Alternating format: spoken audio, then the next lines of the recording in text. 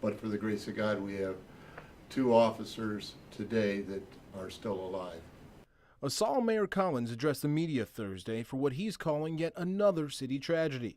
What started early Thursday morning as a high-speed chase with the Ohio Highway Patrol ended up with the speeding suspect's SUV crashing into a Toledo police squad car, sending 2 officers, probationary officer Todd Michael Isaac and training officer Jaron Ellis, to the hospital.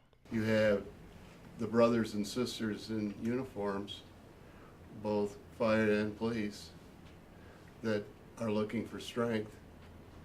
And I don't know how to describe how you handle it. You just, by the grace of God, get through it. And before we could get the information out to them, the crash had happened.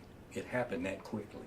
Police Chief William Moton says at the time, Toledo police had just been alerted by the state patrol about the chase, leaving the 2 officers with no warning as to what was headed their way. NBC 24 reporters spoke to neighbors at the scene who described the crash as devastating. Honestly, it sounded like a cannon going off. April Robideau and her brother witnessed the crash and watched as the driver of the SUV escaped through the sunroof. She tells us at the time she was unsure Toledo police officers were even involved. My heart sank when I realized I was indeed correct, that it was an officer that was hit. I was hoping I was wrong. Robideau says it was then she went into shock, heartbroken about what she saw.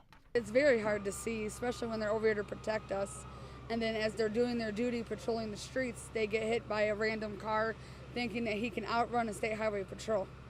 Robideau says her heart goes out to the families of the injured officers, and she hopes the one responsible for the crash is brought to justice.